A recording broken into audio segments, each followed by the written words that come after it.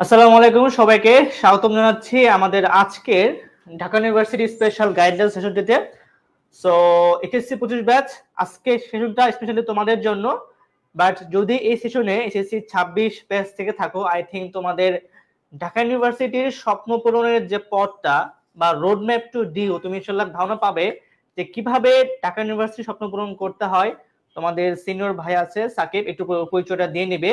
So আমি আমার অডিয়েন্সকে দেখতে পাচ্ছি যে তারা অনেক আস্তে আস্তে জয়েন হয়ে যাচ্ছে।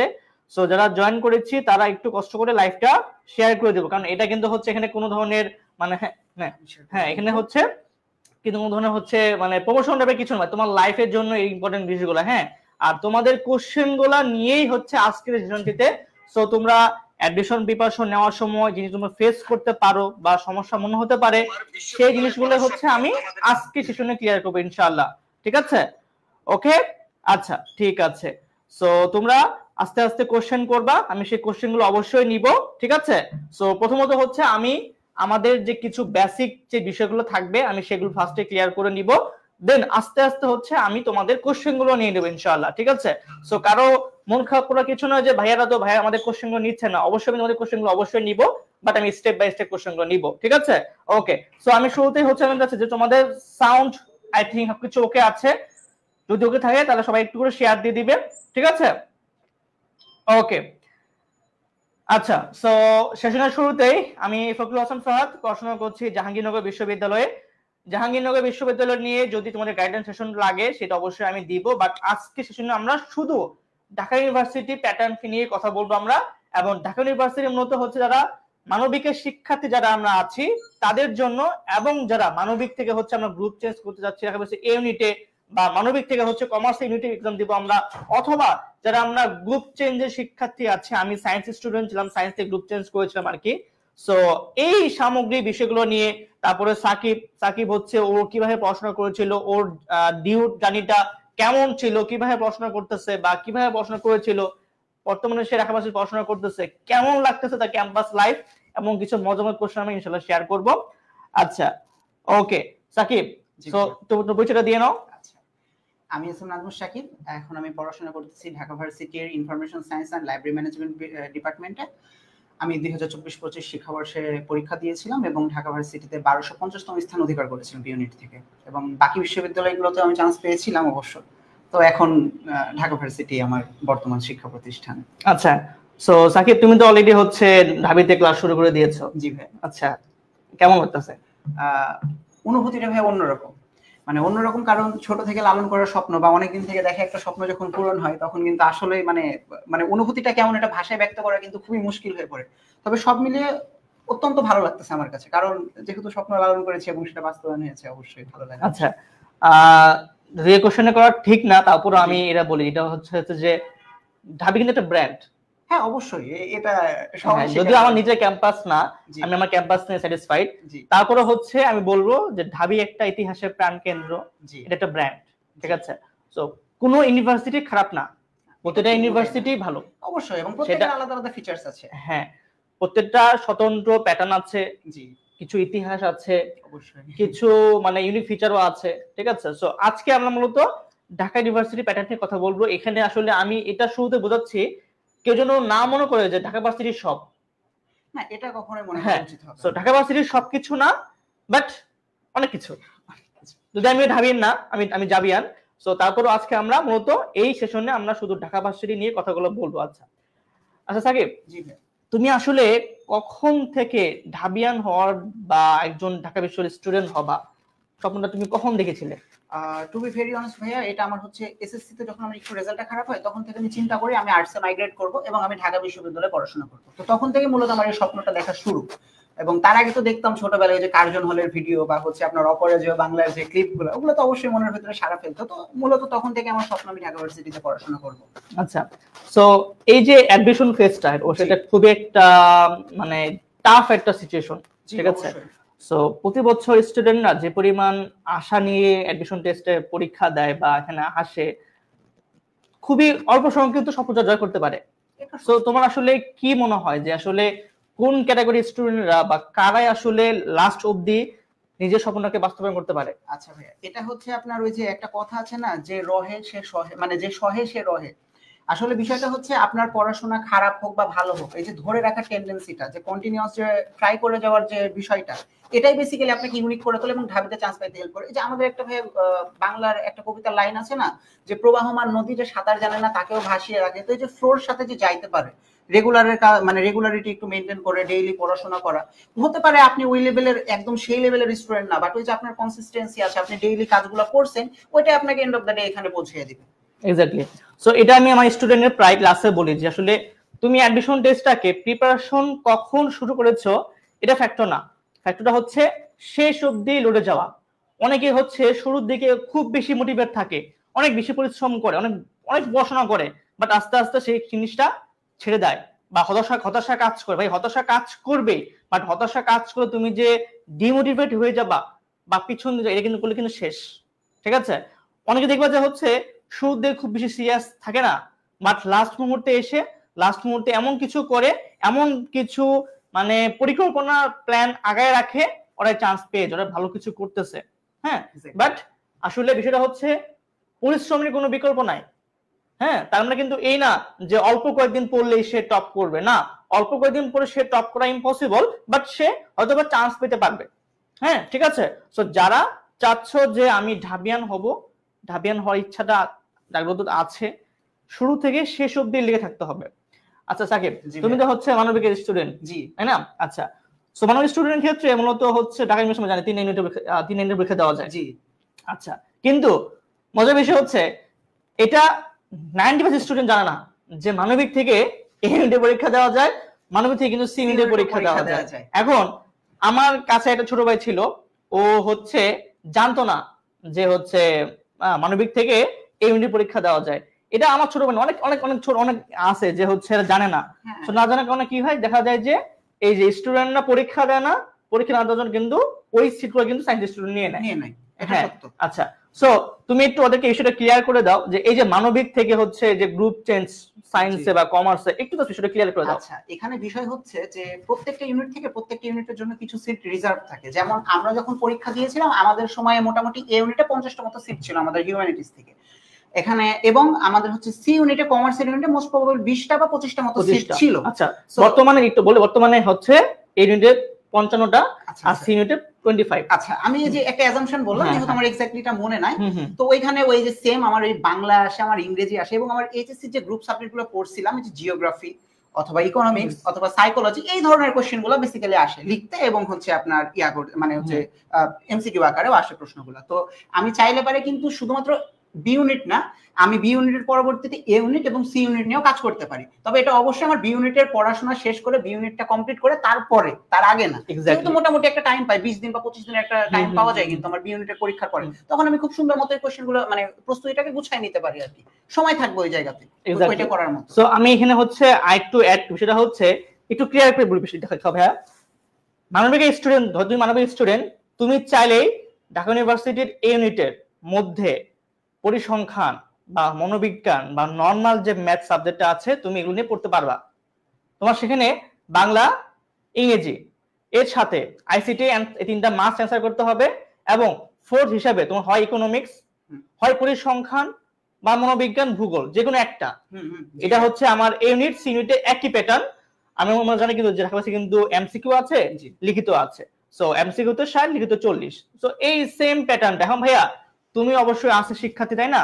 তুমি কিন্তু হয় ইকোনমিক্স বা পরিসংখ্যান বা ভূগোল পড়েছো, সো এইগুলাই তুমি জাস্ট পরীক্ষা দিবা।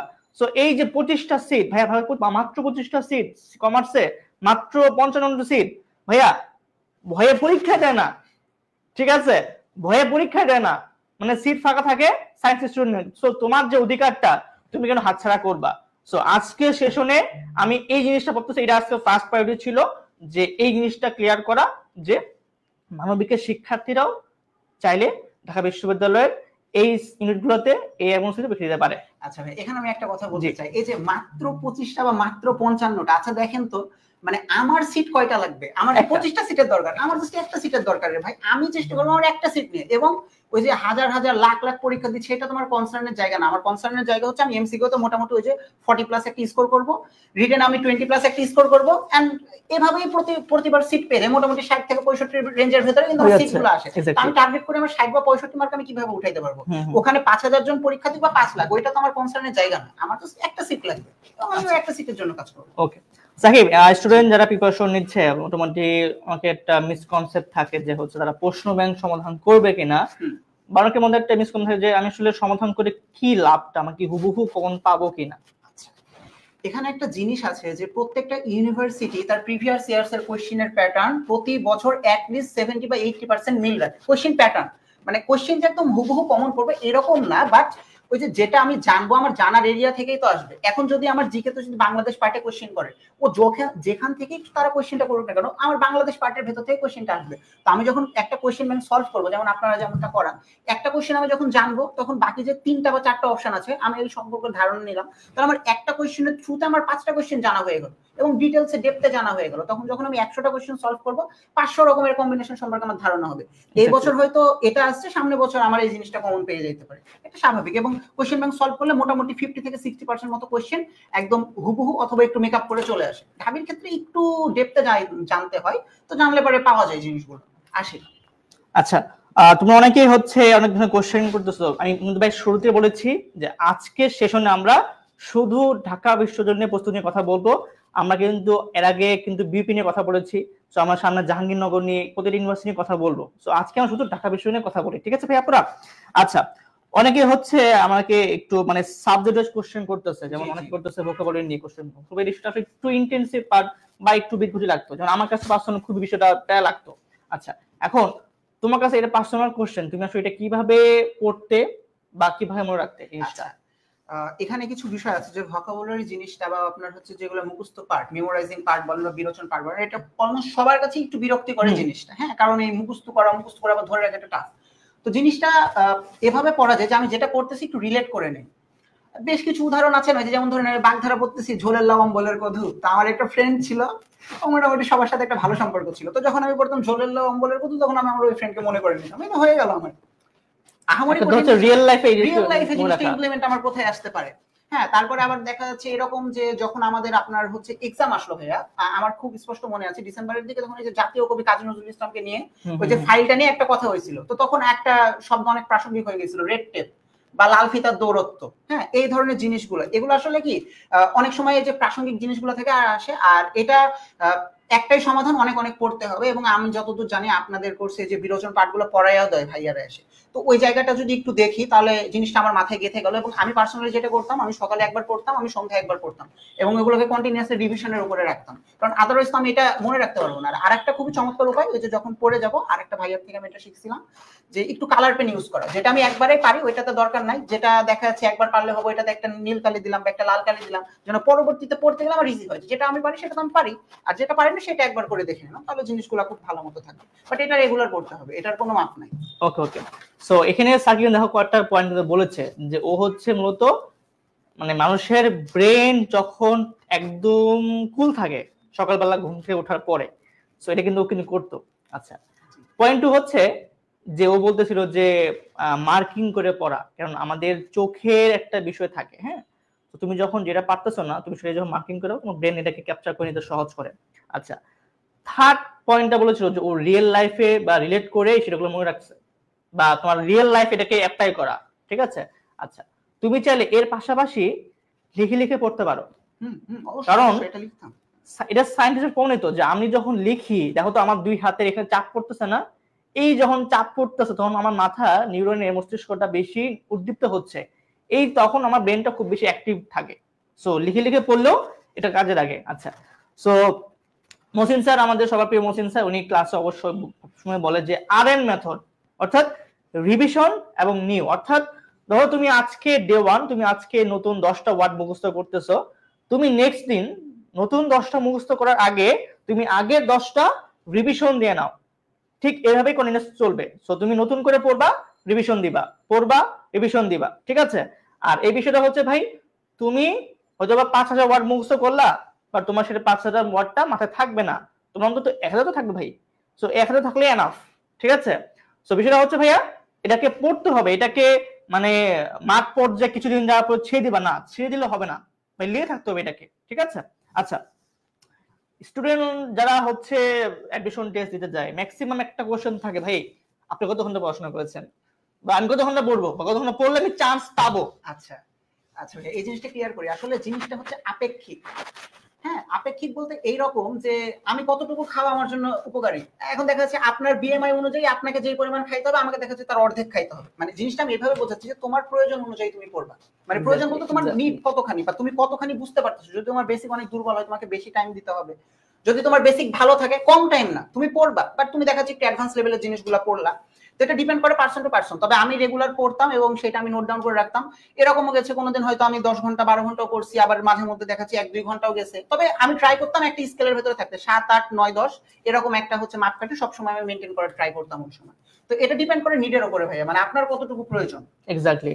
সো এখানে আমি একটু অ্যাড করি, ওর যে পয়েন্ট এখানে ছিল সেই পয়েন্টটা হচ্ছে যে ওর এখানে হচ্ছে মানে কত ঘন্টা, বা হচ্ছে এখানে কোয়ান্টিটি ইম্পর্টেন্ট না, কোয়ালিটি। এক্স্যাক্টলি ভাই। হ্যাঁ, যেমন ধরো হচ্ছে হয়তো বা আমার মুখস্থ করতে সময় লাগে, বা আমার একটু বুঝতে সময় লাগে, বা আমি একটু বেশি দুর্বল, বা আমার বেসিকের সমস্যা আছে, সো আমি বেশি পড়বো। যার বেসিক স্ট্রং আছে তার কম পড়লেই হয়ে যায়। এটা ভাই কিন্তু, এটা কিন্তু তোমার কোনো দোষ না ভাই। হ্যাঁ, তুমি ভাবতেছো যে আমার মনে হয় মুখস্থ করতে সময় লাগে, আমি একটু কম পড়ি, আমার দ্বারা হবে না, না তোমার দ্বারা হবে। বাট তোমাকে জাস্ট একটু বেশি ধৈর্য লাগবে, তোমার একটু বেশি পরিশ্রম করতে হবে। সো সাকিব যে কথা আমি পুরোপুরি একমত ভাই। যেটা হচ্ছে অনেকে অনেক বেশি পড়েও চান্স পায় না, অনেকে অল্প পড়েও চান্স পায়। কারা চান্স পায়? যারা এই ফিল্ডটা বুঝে, যারা এই ট্র্যাকটা বুঝে, যারা প্রশ্ন প্যাটার্ন দেখে আইডিয়া করে বুঝে, হ্যাঁ আমার এটা লাগবে, এটা লাগবে না। এবং এখানে মজার বিষয় হচ্ছে স্টুডেন্টরা যেখানে ভুল করে, এটা হচ্ছে আসলে বুঝে না যে কি পড়বে আর কি পড়বে না। কারণ ভাই এটা কিন্তু অ্যাডমিশন টেস্ট। হ্যাঁ, তুই মাত্র 4 থেকে 5 মাস, বা অনেক সময় বেশি কম বেশি হয়, যেমন আমাদের লাস্ট ইয়ার মোটামুটি 6-7 মাস টাইম পাওয়া গেছে। আবার আমি যখন কিন্তু 8 থেকে 9 মাস টাইম পেয়েছি আমার সময়। সেটা হচ্ছে সো এই যে 8-9, তুমি ভাই তুমি কিন্তু পিএইচডি করতে পারবে না, তুমি কিন্তু চাইলে কিন্তু জিকের বস বা বাংলা বস হতে পারবে না, তাই না? তোমাকে যতটুকু লাগবে তোমার সেতটুকু পড়লেই এনাফ।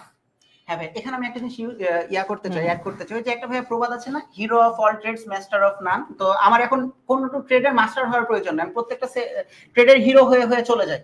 সর্বজান্ত সংসার হয় এখন আমার জন্য বেশি কার্যকরী। এবং আরেকটা যে আপনি কথা বলেন, এটা কিন্তু মোস্ট ইম্পর্টেন্ট, যে টপিকের ভার বুঝে পড়া। আমি দেখাচ্ছি এমন একটা টপিকের পেছনে টাইম ওয়েস্ট করতেছি, দেখাচ্ছি বিগত 10 বছরে ঢাবিতে ওইখান থেকে কোশ্চেনই আসে না, আমার লাভ নেই তো।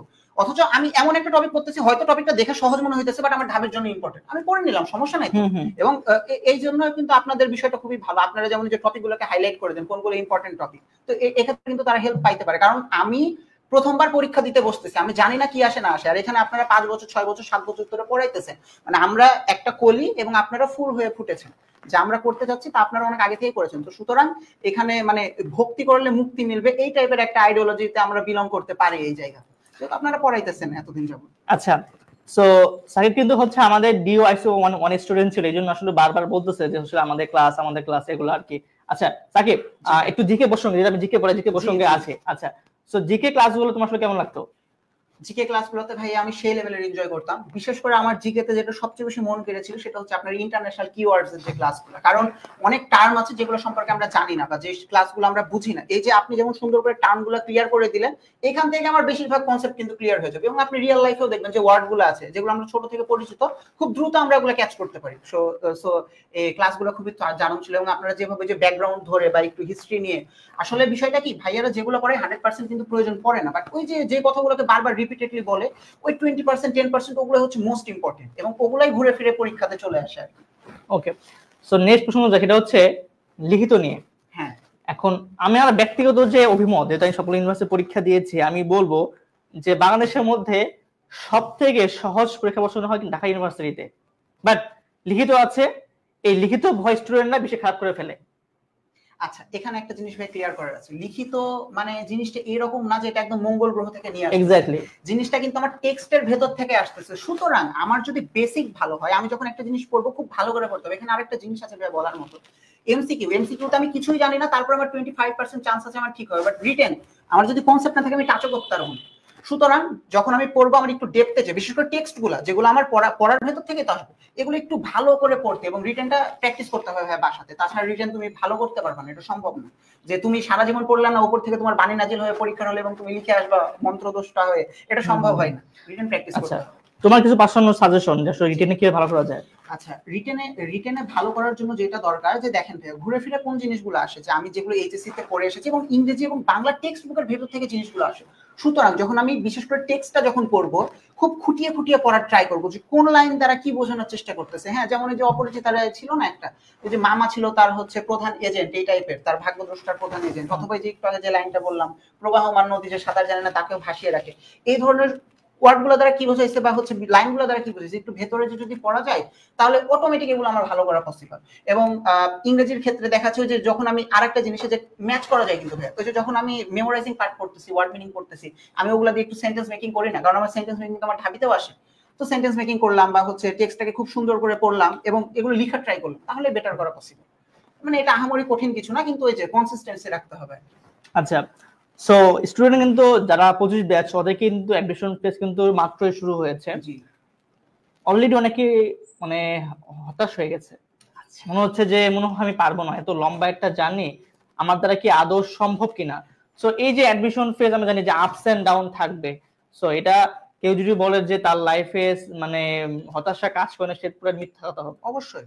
তো তোমার লাইফে এমন কিছু অবশ্যই আসছে, তুমি আসলে এটা কিভাবে ওভারকাম করবা বা ওরা আসলে কি করতে পারে এই জিনিসটাকে নিয়ে? আচ্ছা, এখানে ভাই একটা জিনিস আছে, বিষয়টা একটু ফিলোসফিক্যাল, একটু আইডিওলজিক্যাল, আমি একটু বলি। জিনিসটা এরকম যে দেখো, তুমি যখন হতাশা নিয়ে চিন্তা করতেছো, হয়তো তোমার লাইফে হতাশার কারণ 3টা 4টা বা 5টা। এখন যদি তুমি দেখো তোমার লাইফে সুখের কারণ কত অজস্র, সৃষ্টিকর্তা তোমাকে অনেক কিছু দিয়েছে। সুতরাং যখন আমি হতাশ হতাম তখন আমি চিন্তা করতাম যে আমার কি কি নাই এটা নিয়ে আমি ভাবতাম না, আমার কি কি আছে এটা নিয়ে আমি চিন্তা করতেছি।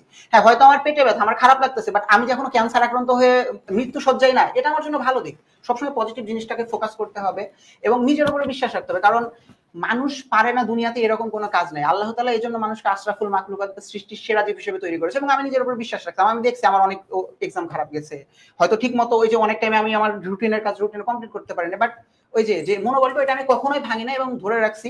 আর এটা রাখার জন্য আমি নিজে থেকে একটা লেখাও লিখছিলাম আমার নিজেকে মোটিভেট করার জন্য। আচ্ছা, অবশ্যই। আচ্ছা, এটা আমি লিখছিলাম হচ্ছে 27 অক্টোবর 2024-এ। এবং এটা আচ্ছা আমি বলে দিই, সাহিত্যে কিন্তু বাহুল্য দোষ থাকতে পারে, আর আমি প্রফেশনাল কোনো রাইটার না, আমি জাস্ট নিজের মতো করে একটা অনুচ্ছেদ লিখছিলাম আমার জন্য। এটার ভাই শিরোনাম ছিল অলিখিত যুদ্ধের আমন্ত্রণে, এবং শুরু করেছিলাম এভাবে: রণক্ষেত্র প্রস্তুত, বীর দর্পে দাঁড়িয়ে আছে সমস্ত যোদ্ধারা, গোলা বারুদ অস্ত্র শস্ত্র সবকিছুতে স্বয়ংসম্পন্ন তারা। আমি এক পরাজিত যোদ্ধা, অনেকটা আহত বাঘের মতো, যার ভেতরে দানা বেঁধেছে প্রতিশোধের আগুন। নিজের সক্ষমতা প্রমাণের জন্য এটি আমার সর্বশেষ ও সর্বশ্রেষ্ঠ সুযোগ। রণাঙ্গনে দামামা বেজে ওঠার আগেই ছিনিয়ে আনতে চাই বিজয়, ফিরে পেতে চাই আমার হারানো সাম্রাজ্য। আবারও ফিরতে চাই বীরের বেশে, শির উঁচু করে আমার চিরচেনা রূপে। ইনশাল্লাহ আমি ফিরবই সফল হয়ে। তো এটা লেখার পেছনে ভাই কারণ ছিল, আমি কিন্তু অনেক মানে ভালো স্টুডেন্টই ছিলাম। তো এসএসসি তে আনফরচুনেটলি আমার জিপিএ 5 মিস চাই। এইচএসসি তে আমি অনেক ভালো এক্সাম দিয়েছিলাম এবং খুব ভালো মার্কস পাইছিলাম। বাংলায় 193, ইংলিশে দেখা গেছে 160, আইসিটি তে 96, এরকম মার্কস পেয়েও ওই যে অটো পাস 4.92 তে আটকে গেছে। আমার ইচ্ছা ছিল আমি বৃত্তি পাবো। তো এরকম অনেকগুলো জায়গাতে, তারপরে হচ্ছে এর ভেতর আমি নেভিতে একটা এক্সামও দিয়েছিলাম এবং আমি রিটেনে 4th হয়ে ফাইনাল মেডিকেল থেকে আউট হয়েছিলাম। এরকম অনেকগুলো কারণ ছিল। তো ওই জন্য আমি বলেছিলাম যে আমি একজন আহত যোদ্ধা। তো মানে প্রত্যেকটা জায়গাতে যে আমি দেখতেছি একটুর জন্য ঠেকে যাচ্ছে, একটুর জন্য ঠেকে যাচ্ছে, কিন্তু তখন আমি আশাহত হই নাই এবং নিজেকে মোটিভেট করার জন্য এটা লিখছিলাম এবং এটা আমি দেখতাম আমার মন খারাপ হইলো ওই সময়। আচ্ছা, সো এখানে আমি আরেকটা ছোট্ট একটা ট্রিক্স অ্যাড করি, এটা হচ্ছে আজকে সেশনের মাধ্যমে তোমাদের বা তোমার ভাইয়া বা আপু যে আছো না কেন, যার যে ড্রিম ইউনিভার্সিটি, তুমি 3টা কাজ করবা। প্রথম কাজটা হচ্ছে এই যে ফোন আছে, তোমার যে ফোন, সবাই ভাই মোটামুটি এখন ফোন ইউজ করে, কেন তুমি অনলাইনে তুমি ফোন ইউজ করতেছো, এই ফোনের ওয়ালপেপারটা যদি আমার ড্রিম কোন ইউনিভার্সিটির ছবি, কার্জন হল হতে পারে, ঢাবির লোগো হতে পারে, বা যে কোনো কিছু, কলা ভবনের ছবি, অপরাজয় বাংলার ছবি, তোমার যেটা ভালো লাগে, তোমার যদি অন্য ক্যাম্পাস ভালো লাগে, তুমি তোমার ফোনের ওয়ালপেপারটা রাখো। কারণ নিজের স্বপ্ন, নিজের ইচ্ছা ভালো লাগে, তুমি যখন বারবার দেখবা তোমাকে এটাই মোটিভেট ফিল করাবে। তোমাকে এটা যখন খারাপ লাগবে, তুমি তো ভাই ফোন ধরোই, তাই না? যখন তুমি ফোনের লকটা খুলে যখন তাকাবা, এই আমাকে এই কাজটা করা যাবে না, ঠিক আছে? তো এই জন্য এটা রাখবা। আচ্ছা, আর হচ্ছে তোমার পড়ার টেবিলে তুমি যেখানে বসলে ফার্স্ট চোখ তোমার যেখানে যাবে, তুমি সেখানটা তোমার একটা ওই ভার্সিটির লোগো বা কিছু তুমি যদি আঁকতে না পারো তুমি পিন করে লাগিয়ে রাখো। তোমার যখনই ক্লান্ত লাগবে, ভাবনা এইভাবে আমি কি পারবো, আমাকে দিয়ে হবে, তখন তোমার চোখটা ওইখানে যাবে। ঠিক আছে।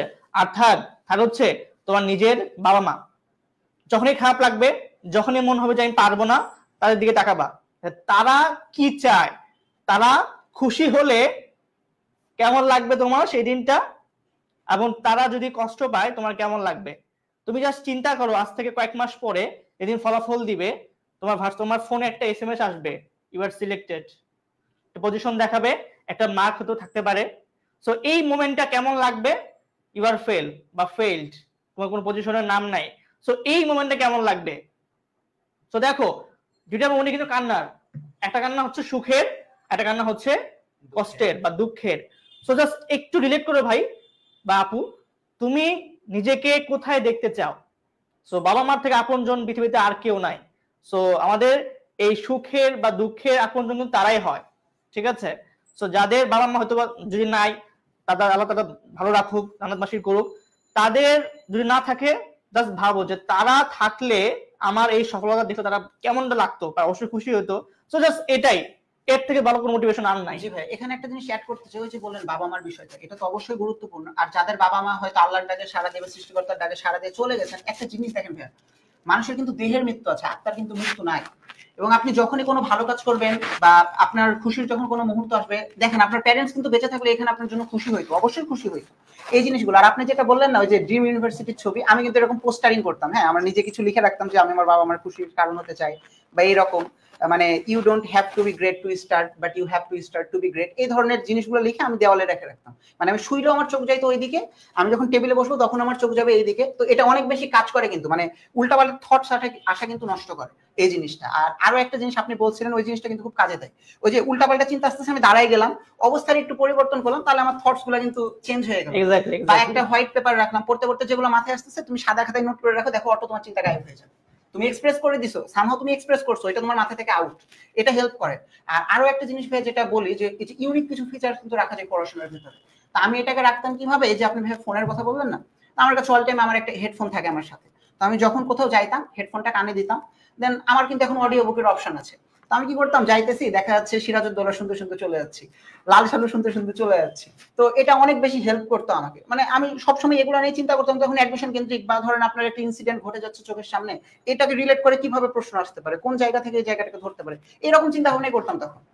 তো এটা হেল্প করতো অনেক। আচ্ছা, সো সাকিব, এখন যেহেতু হচ্ছে অনেকটা আমরা ডিজিটাল হয়ে যাচ্ছি বা অনেকটা অনলাইন নির্ভর, বা আমাদের তো এডটেক প্ল্যাটফর্ম, সো স্টুডেন্ট মধ্যে একটা আসলে এক ধরনের শঙ্কা কাজ করেই, হ্যাঁ, যে হচ্ছে যে আসলে অনলাইনে পড়ে হবে কিনা বা আমি পারবো কিনা। ঠিক আছে, আমি একটু অ্যান্সার দেওয়ার আগে আমি অর্থ শুনে আমি নিজে একটু অ্যান্সার দেই। আমি নিজে পুরোটা অনলাইন ব্যাচ, আমি কিন্তু করোনা ব্যাচ, মানে এইচএসসি 20 ব্যাচ, আমি অটো পাস। যাই হোক, আমি পুরা অনলাইনটা হচ্ছে আমি পুরা আমার অ্যাডমিশন লাইফটা গেছে অনলাইনে। আমি নিজে এডুকেশন স্টুডেন্ট ছিলাম তখন, এডুকেশন এইভাবে বড় বিস্তর ছিল না, কোনো পেইড কোর্স ছিল না, তখন ফ্রি ক্লাস ছিল। এবং তোমাদের এই যে বর্তমান যে মেন্টর যারা ক্লাস নিচ্ছে, আমি তখন তাদেরই ক্লাস করতাম। মহসিন ভাই, সুফিয়ান স্যার, শাহিন স্যার, সবারই ক্লাস করছে, আমি এছাড়া অনেকে ক্লাস করছে, যেহেতু অনলাইন হবে ক্লাস ফ্রি মুক্ত ছিল।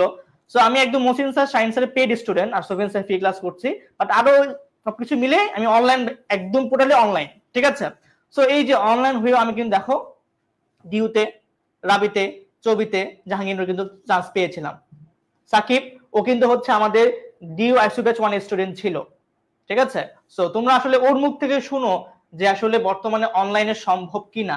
আচ্ছা ভাই, এখানে একটা মজার কথা বলি, আপনি হলেন 100% অটো, আমি হইলাম 50% অটো, আপনি 20 ব্যাচ, আমি 24 ব্যাচ। আচ্ছা, এখানে একটা বিষয় আছে, অনলাইনে সম্ভব কিনা। আসলে কিছু জিনিস আছে, দেখো তোমার অফলাইনে অনেক কিছু চাইলেও তুমি ভিজুয়ালাইজ করতে পারো না। যেমন ধরো ভাইয়া ইন্টারন্যাশনাল পার্ট পড়াইতেছে, তোমার কাছে যখন একটা ওয়ার্ল্ড ম্যাপ থাকতেছে, তুমি খুব ইজিলি জিনিসটা কিন্তু ধরতে পারতেছো, তোমার ব্রেইনে গেঁথে যাচ্ছে। এটা কিন্তু অফলাইনে পসিবল হইতো। এখন অনেকে বলে কি যে কম্পিটিশনের বিষয় বা এটা, আচ্ছা অফলাইনের গুরুত্ব আছে, দ্যাটস ট্রু, বাট অনলাইনে যদি তুমি মনোযোগ দাও ভাই 100% কাজে লাগবে। আমি বলি যেমন এই যে এইচএসসি এর কথা বললাম, আমার রেজাল্ট কিন্তু অনেক ভালো ছিল এইচএসসি তে। এইচএসসি তে ভাই আমি একটা সিঙ্গেল প্রাইভেট পড়ি নাই, শুধু আইসিটি পড়তাম নিজের ভাই পড়াইতে জন্য, আদারওয়াইজ পুরো টাইম অনলাইনে পড়ছে। এবং ভাইয়াদের ওই যে আপনার ওই যে জোবায়ের ভাইয়ার যে ক্লাসগুলো ছিল হিস্ট্রি বা জিওগ্রাফি রিলেটেড, বা মহসিন ভাইয়ের যে ইংরেজি ক্লাসগুলো ছিল, আমি ওগুলোই করছি, এন্ড আমি ভালো রেজাল্ট করছি আল্লাহর রহমতে। এখন রিসোর্স আছে তোমার কাছে, কিভাবে ইউটিলাইজ করবে এটা তোমার উপরে ডিপেন্ড করতেছে। হ্যাঁ, যে কিভাবে তুমি তোমার সম্পদগুলোকে ব্যবহার করবে পরিপূর্ণভাবে। তো অনলাইন অফলাইন এটা ডাজন্ট ম্যাটার, বরঞ্চ অনলাইনে কিছু কিছু ক্ষেত্রে অফলাইনের তুলনায় বেটার হয়। তুমি জিনিসগুলো ভালো ভিজুয়ালাইজ করতে পারো, তুমি ফিল করতে পারবা জিনিসটা, মনে হবে যে আমি এই জায়গাতে আছি, এবং তোমার খুবই ভালো লাগবে পড়তে যদি তুমি মনোযোগ দাও। কিন্তু ওই যে ওই অ্যাংজাইটি রাখা যাবে না, তুমি বিশ্বাস করো, দেখো তুমি ভালো হবে, এবং অনলাইন অনেক ভালো পড়ে। আচ্ছা, এই দেখো এই কোশ্চেন অনেকবার দেখো আসছে, জিকে এর জন্য লেকচার শিটটা কি এনাফ কিনা, বা বই ভিজুয়ালাইজেশন একটু ক্লিয়ার করো সেটা। আচ্ছা, জিকে এর জন্য বিষয়টা হচ্ছে, জিকে এর জন্য দুনিয়ার কোনো কিছু এনাফ না, এটা একটা বিষয়। আর একটা জিনিস আছে, অ্যাডমিশন পিরিয়ডে তুমি 20% পড়ে তোমার 80% প্রিপারেশন কমপ্লিট করতে পারো, আর 80% পড়ে 20% প্রিপারেশন কমপ্লিট করতে পারো। আচ্ছা, জিনিসটা আমি একটু ক্লিয়ার করি।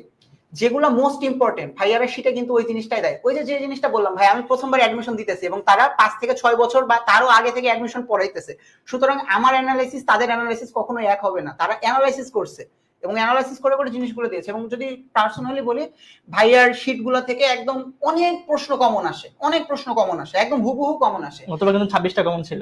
হ্যাঁ, অনেক অনেক কমন ছিল। এবং আরো একটা জিনিস আছে, যখন তারা পড়ায় শুধু তো তারা শীট ভিত্তিক পড়ায় না, এবং ওইটাতে যে একদম কি ইনফরমেশন গুলো দেওয়া থাকে আর ব্যাকগ্রাউন্ড ডিটেলস তারা তো ক্লাসে ডিটেলে বলে, সুতরাং বিশ্বাস রাখতে পারো এনাফ। আর এর বাইরে যদি পড়তে চাও তাহলে তো মানা নাই, যদি সে পড়তে চায়, জানার ক্ষুধা যদি থাকে পড়তে পারো, তবে অবশ্যই আগে এইগুলো কমপ্লিট করে তারপরে, তার আগে না। আচ্ছা, এই কোশ্চেনটা আমি দেখতে পাচ্ছি যে অনেকে বলতেছে ভাই আমি সায়েন্সের স্টুডেন্ট, তো আমি নিজে কিন্তু সায়েন্সের স্টুডেন্ট ছিলাম। দেখো, সায়েন্সের স্টুডেন্ট হয়ে আমি কিন্তু একদমই অ্যাডমিশনের শুরুতে আমি সেটা একটু লম্বা করে বলি। আমি এইচএসসি 20 যদি স্টুডেন্ট ছিলাম, সো আমার এপ্রিলে এক্সাম, ঠিক আছে, আমার এপ্রিলে এক্সাম, ফেব্রুয়ারি মাসে আমি হচ্ছে মেডিকেল কোচিং এ ভর্তি হয়ে যাই, মেডিকেল অফলাইন কোচিং এ ভর্তি হয়ে যাই। তো ওরা বলছে যে এইচএসসি পরে ক্লাস শুরু হয়ে যাবে, ঠিক আছে। এখন এপ্রিল মাসে আমার এক্সাম, বাট মার্চে 20-এ আমার হচ্ছে নোটিশ আসলো যে এক্সাম পিছিয়ে লকডাউন হ্যান, ঠিক আছে। সো পরে আস্তে আস্তে হচ্ছে আমাকে মনে হলো যে না, মেডিকেল পড়বো না, ভালো লাগছে না, ঠিক আছে। তো পরে হচ্ছে এই যে মেডিকেল কোচিং ভর্তি হয়েছি না, একটা সিঙ্গেল ডে অনলাইন ক্লাস অফলাইনটা মেডিকেল করে নিয়ে আমি আস্তে আস্তে ভিডিও দেওয়া শুরু করলাম যে আসলে আমি কোন জায়গায় এক্সপার্ট, আমি কিসে পারদর্শী। ইংলিশ বাংলা মোটামুটি পারি, আমার ফিজিক্সে একটু গ্যাপ ছিল, মানে আমি এ প্লাস পাইছি ভাই, আমি স্কুল লাইফে এই প্লাস পাই, সবকিছু পাইছি, কলেজ লাইফে পাইছি, কিন্তু ওই যে ডিপলি বিষয়টা, এটা আমার মধ্যে একটু গ্যাপ ছিল। সো এর থেকে আমি মিলে সায়েন্স থেকে বেরিয়ে আসি। ভাবলাম যে ইংলিশ বাংলাতে কি করা যায়, দেখলাম যে জিকে অ্যাড করলে আমি পারতেছি। সো সায়েন্স স্টুডেন্ট ভাই, ফিজিক্স, কেমিস্ট্রি, বায়োলজি, ফিজিক্স 2টা, বায়োলজি 2টা, কেমিস্ট্রি 2টা, ম্যাথ 2টা, এগুলো পারলে একটা সিঙ্গেল জিকে কেন পারবো না ভাই? তুমি সায়েন্সে তোমার ম্যাথ অবশ্যই ভালো বলতে সেটা হচ্ছে তুমি কিন্তু পলিশ করে আনছো। দেখো ওরা কিন্তু হচ্ছে পড়ছে ভাই, সব লাইফে প্যারা ভাই, বাংলা সাথে প্যারা আছে না, অবশ্যই প্যারা, মানে পড়াশোনার মানেই প্যারা। আচ্ছা, এখানে একটা জিনিস বলি, ওই যে ভাই একটা গল্প ছিল না যে নদীর ওপাশের ঘাসগুলা দেখতে একটু বেশি সবুজ মনে হয়। ভাই লাইফের কোনো কিছু সহজ না, আর সহজ হলেও এটা লাইফ না। লাইফের কোনো কিছু সহজে অ্যাচিভ করা যায় না। আর জিকেটা কি ভাই, তুমি তোমার ইতিহাস, তোমার দেশ, তোমার ঐতিহ্য, তোমার গৌরবময় যে বিষয়, এটা হচ্ছে তোমার বাংলাদেশি জিকে। আর যখন তুমি ইন্টারন্যাশনাল পার্টে যাবো তখন কি তুমি বিশ্ব যেভাবে রান করতেছে, আমেরিকা কেন এত পাওয়ারফুল, চীনের সাথে আমেরিকার কেন এরকম বিরোধ, স্নায়ুযুদ্ধ কেন হয়েছিল, ওয়ার্ল্ড সামনে কিভাবে যাবে, এইগুলো জিনিসই তো আলোচনা। এটা তো ভাই মঙ্গল গ্রহ থেকে আনা কিছু না, বা পৃথিবীর বাইরের কোনো কিছু না, আমাদের ডে টু ডে লাইফে ঘটে যাওয়া ঘটনাই কিন্তু জিকে, তাই না? তুমি যে শহরে আছো, দেখা যাচ্ছে তোমার একটা শহর আছে, তোমার একটা বিভাগে আছো, তুমি দেখো না তোমার বিভাগটা কবে প্রতিষ্ঠিত হয়েছে, মুক্তিযুদ্ধের পরে না আগে? হ্যাঁ, তোমার বিভাগের কিছু গুরুত্বপূর্ণ মানুষ সম্পর্কে জানো না, দেখবো ওগুলোই তোমার জিকে, আলাদা কোনো কিছু না। সুতরাং এগুলো খুবই মজার জিনিস, এবং ভাইয়েরা খুব মজা করে পড়ায় এবং খুব ভালো করে এগুলো পড়া যায় এবং মনে রাখা যায়। আচ্ছা, সো আমি যেখানে ছিলাম সেটা হচ্ছে যে তুমি সায়েন্সের হোক বা তুমি যেখানে হোক ভাই, সেটা ভয় নেওয়ার কিছু নাই। কালকে আমার জিকে ক্লাস ছিল, আমার এই ব্যাচের ফার্স্ট ক্লাস ছিল, কিওয়ার্ডস এর প্রথম ক্লাস, আজকে আমি কিওয়ার্ডস সেকেন্ড ক্লাস নিব। সো আমি ক্লাসে বলেছিলাম সেটা হচ্ছে ভাই, তোমার আজকে ভয় লাগতেছে, তোমার যদি 1 মাস পরেও যদি ভয় কাজ তুমি চ্যালেঞ্জ নাও নাই, তুমি একটা চ্যালেঞ্জ নাও আজকে লাইভের মাধ্যমে যে আমি চ্যালেঞ্জ নিচ্ছি, আমি 30 দিনের মধ্যে এটা ওভারকাম করবো ভাই, এটা সম্ভব। মানুষ পায় না এমন কিছু নাই। হ্যাঁ, ঠিক আছে।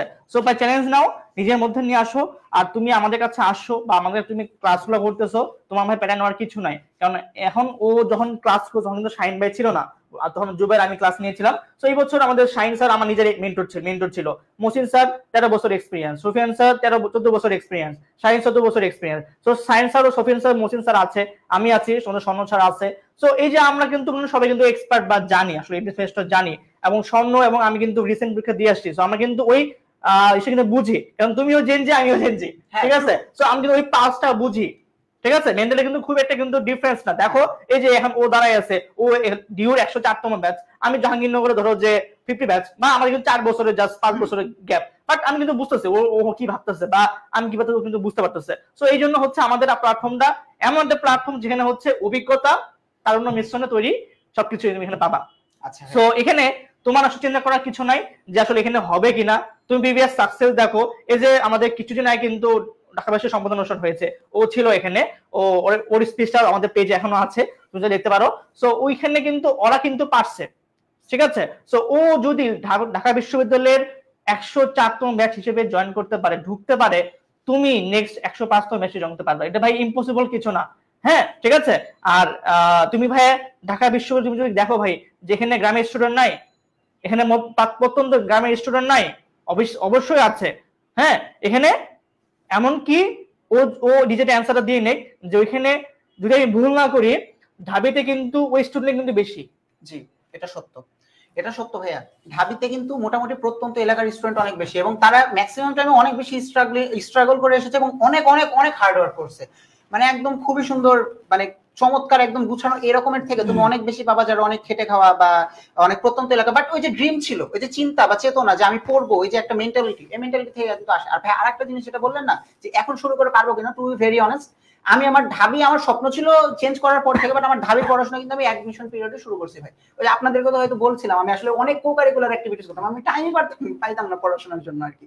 তো আমি ওই অ্যাডমিশনে এসেই পড়তাম, এটা অসম্ভব না। আর এই তো আমরা 104তম ব্যাচ, দেখো তোমরা এইচএসসি 25 5-25-এ তোমরা এইচএসসি 25 তোমরা 105তম ব্যাচ হিসেবে আসবে, এবং এটা তো আমরা চাই আর কি যে তোমরা আসো এবং ভালো করে আসো। আচ্ছা, সো একটু বাংলা নিয়ে কথা বলা যাক। বিষয়টা দেখো, বাংলা বিষয়টা হচ্ছে ভাই এটা তোমার, আপনি চাই আমি বলতে পারি বাংলা? হ্যাঁ হ্যাঁ অবশ্যই। আচ্ছা, বাংলার বিষয়টা দেখো, আমরা না সেকেন্ড পেপারকে এত বেশি প্রায়োরিটি দিই না, ফার্স্ট পেপারে অনেক আমাদের কাছে ওই যে মানে প্রায়োরিটি লিস্টের নিচে থাকে। But to be very honest, তুমি যদি ঢাকা ভার্সিটির বি ইউনিটের বাংলার কোশ্চেন দেখো, ইভেন তোমার যে মানে হচ্ছে ব্যাকরণ পার্ট গুলো আসে, সেগুলো কিন্তু তোমার বাংলা ফার্স্ট পেপারকে কানেক্ট করে বা হিট করে করে আসে। তুমি একটু ভালো করে দেখবা, জাস্ট ভেবে দেখবা যে আমার কথা ঠিক কিনা। তুমি দেখবা বাংলা ফার্স্ট পেপার থেকে তুমি মোটামুটি 5 থেকে 6টা কোশ্চেন একদম ইজিলি কমন পাবা, দেখো। এবং বিরোচন পার্ট থেকে মোটামুটি 2-3টা প্রশ্ন থাকে। এখন বিরোচন পার্ট এবং বাংলা ফার্স্ট পেপার এটা যদি ভালো করে পড়ো, তোমার পাস হয়ে যাবে এবং ভালো মতো বাংলায় পাস করবো, কারণ 15তে 5 মার্ক লাগবে আমার পাস করতে। তুমি মোটামুটি 7-8 এখানে সিকিউর করে নিলে, এবং সেকেন্ড পেপার থেকে তুমি কিছুই পারবে না, অবশ্যই পারবে এবং ভালো করে পারবে। তো মোটামুটি ভাবে পড়লে হয়ে যাবে। তো যেটা বলতেছিলাম, ফার্স্ট পেপারকে গুরুত্ব দিতে হবে, কারণ রিটেন যেগুলো আইটেম আসে ফার্স্ট পেপারকে টাচ করে আসে, এবং এমসিকিউতেও তাই।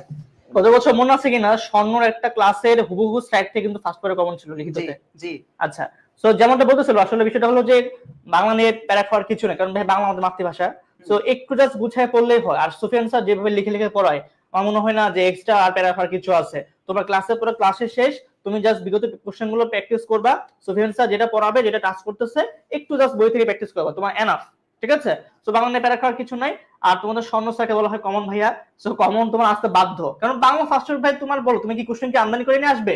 না, ওটাই তো ভাই, ওখান থেকেই আসবে, একটু ঘুরে আসবে। ঠিক আছে, বলি ভাই এখানে একটা জিনিস যে ভাইয়া না, স্বর্ণ ভাই আমাদের ক্লাসে একদম শুরুতে যখন ফাউন্ডেশন ক্লাস হইতেছিল, একটা কোয়েশ্চেন জিজ্ঞেস করতেছিল বা এইচএসসি রাগ দিয়ে যে অপরিচিতা গল্পে রজনীগন্ধা ফুলের সাথে কাকে তুলনা করা হয়েছে এবং কেন। চিন্তায় পড়ে গেছে ভাই, কাকে তুলনা করছে। পরে দেখতেছি কল্যাণী, কেন? তো কল্যাণীর উচ্চতা বুঝাইতে। এই যে জিনিসগুলো দেখো, তোমার ম্যাক্সিমাম কোশ্চেন, এই কোশ্চেন যদি আমি করি 90% মতো স্টুডেন্ট এটা ফেল করে যাবে এই কোশ্চেনের আনসার করতে, যে কেন করা হয়েছে তুলনা। এটা যদি তোমার অনুধাবন প্রশ্নে চলে আসে, তখনই তুমি কিন্তু ওই জায়গাতে তোমাকে আটকাই দিবে। তো জিনিসগুলো খুব ভালো করে পড়তে হবে, একটু অ্যানালাইসিস করে।